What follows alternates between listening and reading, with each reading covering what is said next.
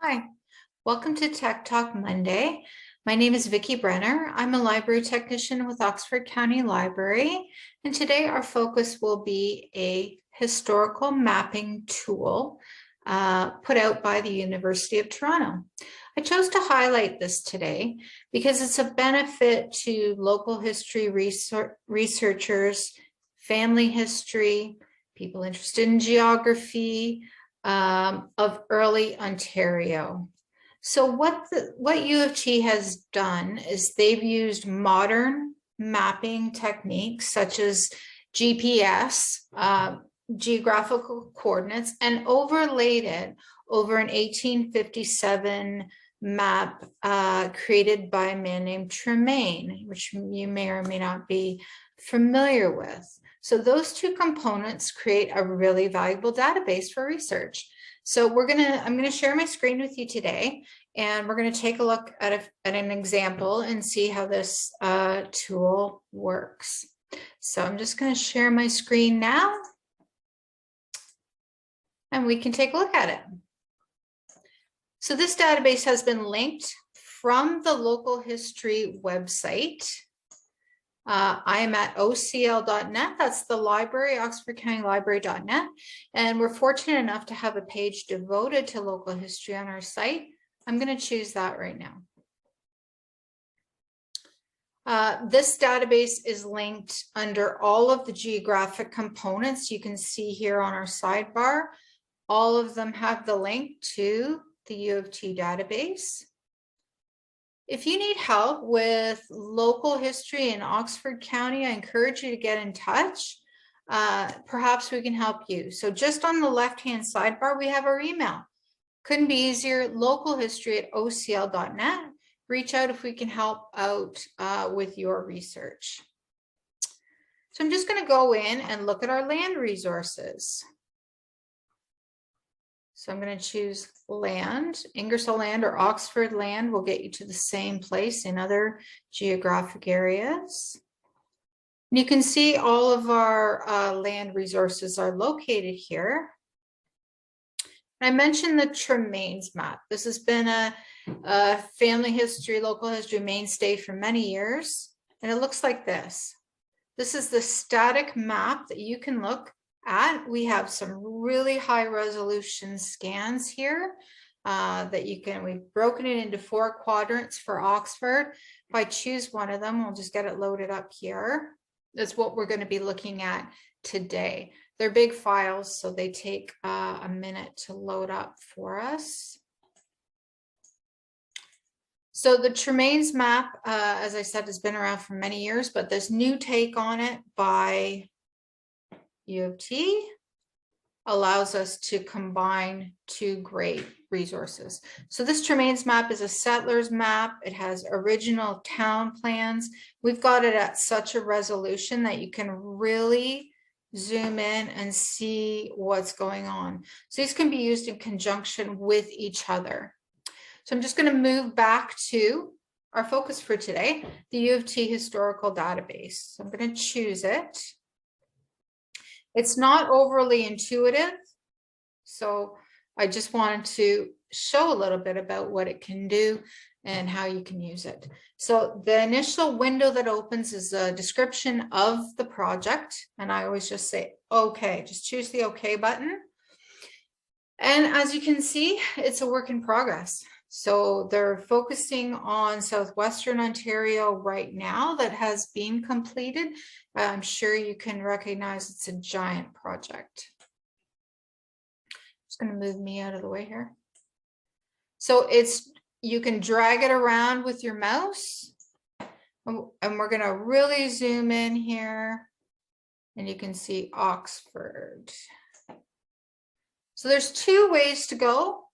If you're of the family history side, we can search by a person. On the other side, if you're more interested in location, you can search by a modern address, which is such a great benefit. And this is the tool right here in the middle of the screen is sort of the address tool.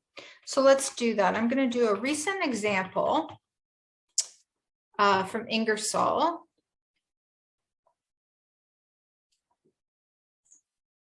to show you just how this can work for you. It's especially good at interpreting boundaries of towns that have expanded and expanded since 1857, of course. And it's really hard to determine with modern addresses what that was all used to be farmland. So this is particularly good at discovering what that looks like. So here we have 250 King Street East in Ingersoll, and it's identified via GPS exactly where that is. Now, here's the magic. Above my head here, there's something called the swipe tool. And this is where you're going to integrate that 1857 map with today's technology. So I'm going to choose swipe. And what this will do is allow us to, just give it a minute to load up here, see the 1857 settler map overlaid with today. So I can find out who owned 250 King Street East when it was a farm field and such, like who was that original settler on that map, and you can find out the lot number, which is critical to going even further back if you want to find out who got that Crown Land grant, etc. It can be tricky otherwise to discover that, especially if you're just working off a street address. Okay, so I'm just going to zoom out a little bit. So on the top of my screen here, I've got my old map, and it's pinpointed 250 King Street East for me. And I can see that in 1857, this lot 18, was owned by David Canfield. So if I didn't know that, that's giving me another opportunity to take another direction with my research. And you can easily pull that up and down to see, just by grabbing it in the middle with my mouse, I can move around in the historical map. And I can zoom out. So you can see this was actually 250 King was actually way outside of Ingersoll when the town was in its infancy. It had only just been declared a town in 1857. So this was in fact farm field at that time. So really handy research. So searching by modern address, wonderful. So the other component is if I only knew Canfield, if he was my ancestor, how do I search for him? And right above my head, there's a tool for that. So I can query the occupants database. Now, if I just move that out of the way, I want to search by name now. So last name is Canfield. Oops, didn't look at it.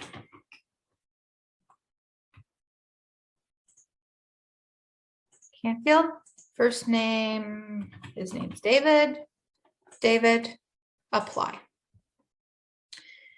It's popped up with hits found in that settler's map of David Canfield, and it's taken me right to lot 18, and including the concession, broken front.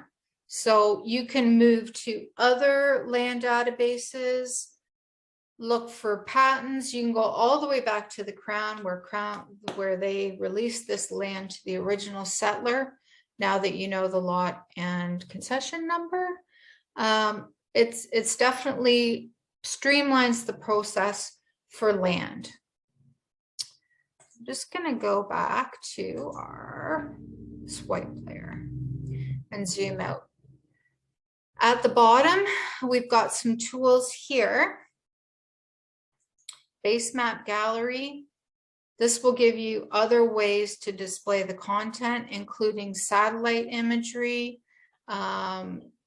Sometimes that's helpful to firmly identify, if you didn't have a street address, the subject property. So these are some other options, including topographic maps. So that's called base map gallery. That's the big orange button.